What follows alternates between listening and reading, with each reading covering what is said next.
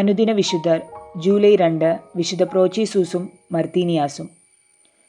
മാമറ്റൻ ജയിലിലായിരുന്ന വിശുദ്ധ പ്രോച്ചിസൂസിനെയും മർത്തീനിയാസിനെയും അവരോടുകൂടെ ഉണ്ടായിരുന്ന പത്രോസ് പൗലോസ് സ്ലീഹന്മാർ മാനസാന്തരപ്പെടുത്തി. പാറയിൽ നിന്ന് അത്ഭുതകരമായി ഒഴുകിയ ജലം കൊണ്ടാണത്രേ അവരെ ജ്ഞാനസ്നാനപ്പെടുത്തിയത്. അവരുടെ ജയിലർ പൗളിനൂസ് അവരോട് ക്രിസ്തുമതം ഉപേക്ഷിച്ച് ജൂപ്പിറ്ററിനെ ആരാധിക്കുവാൻ ഉപദേശിച്ചു. ക്രൂരമായി മർദ്ദിച്ചു നോക്കി. കർത്താവിൻ്റെ നാമം വാഴ്ത്തപ്പെട്ടതാകട്ടെ എന്ന മർദ്ദനവേളയിൽ അവർ തുടർച്ചയായി ഉരുവിട്ടുകൊണ്ടിരുന്നു. തീരെ വഴിപ്പെടുന്നില്ലെന്ന് കണ്ടപ്പോൾ വാളുകൊണ്ട് അവരുടെ കഥ കഴിപ്പിച്ചു.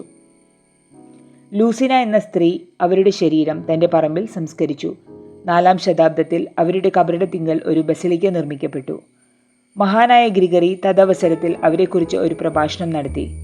9-ാം ശതാബ്ദത്തിൽ അവരുടെ ഭൗതിക അവശിഷ്ടങ്ങൾ വിശുദ്ധ പത്രോസിൻ്റെ ബസിലിക്കയിലേക്ക് മാറ്റി.